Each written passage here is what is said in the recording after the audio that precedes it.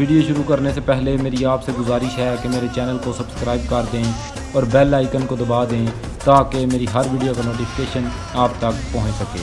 اگر آپ کے پاس اپنے علاقہ کے کسی بھی ڈان کا نمبر موجود ہو تو وہ اپنا نمبر کمنٹ باکس میں دے دے، میں اس سے رابطہ کر لوں گا۔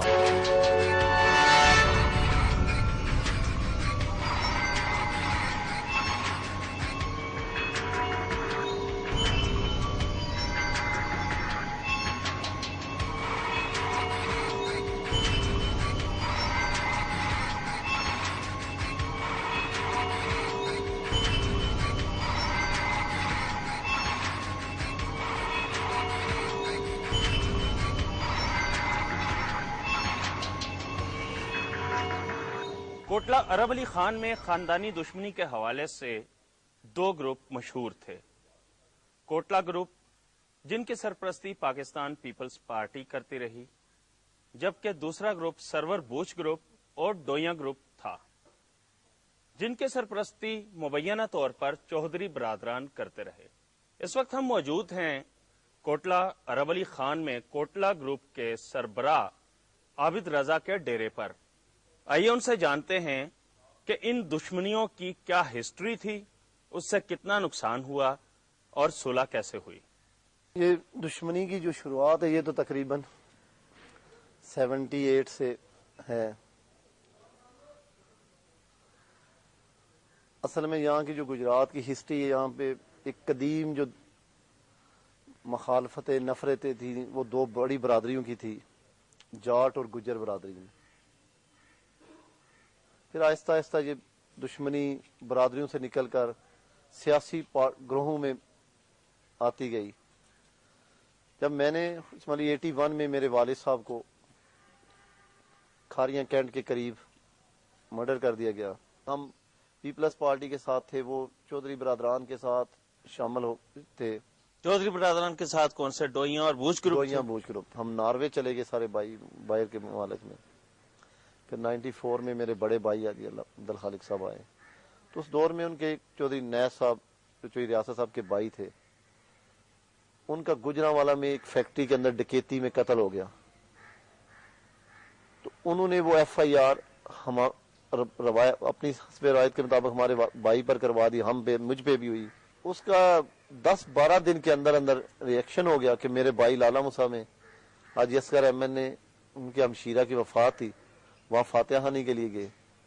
جب وہاں پہ گاڑی سے اتر ہی رہے تھے تو ان پہ اٹیک ہو گیا اور ان کے ساتھ 6 آدمی جو ہے وہ موقع پہ مرڈر ہو گئے اور غالباً 7 آدمی 8 زخمی ہو گئے۔ اور پھر یہ دشمنی اتنی تیز رفتاری سے چلی کہ 2002 تک اس نے درجنوں کے حساب سے جانیں لے لی۔ 2002 میں جبکہ میں 98 میں گرفتار ہو گیا۔ سرور بوچ اس وقت تحصیل ناظم تھا، وہ میرے بھائی کے کیس کا فیصلہ ہو گیا، اس میں اس کو ڈیتھ سزا ہو گئی، وہ بھی جیل میں آ گیا۔ تو اس سے ہماری دونوں گھروں کی صلح کا اسباب بن گیا۔ دونوں گھروں کی صلح جو ہے، جب دونوں لوگ جیل میں تھے، اس جیل میں چلے گئے تو یہ اس کا اینڈ صلح پہ ہو گیا۔ آپ کے جو بھائی کاف لیگ کے ساتھ شامل ہو گئے، ان کا کیا نام تھا؟ چودھری نعیم رضا۔ آپ کہہ رہے ہیں کہ وہ صلح ہوئی بھی اور نہیں بھی ہوئی۔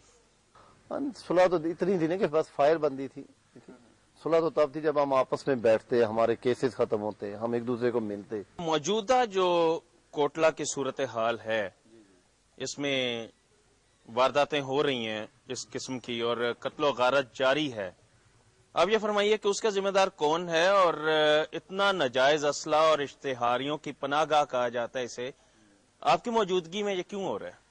اب لوگوں کے پاس لیگلی لائسنس جب اسلحہ ہے اور یہاں کی سچویشن بھی ایسی ہے کہ میں نہیں سمجھتا کہ جس کو آپ نہتہ کریں گے اس کا حال یہی ہوگا جو آپ دیکھ رہے ہیں کہ 15 مزدوروں کو قتل کرنے کا کیا کسی دشمنی والا کوئی یہ کر سکتا ہے کہ کسی دشمن دار کو مزدوروں کو مارنے کی کیا ضرورت تھی؟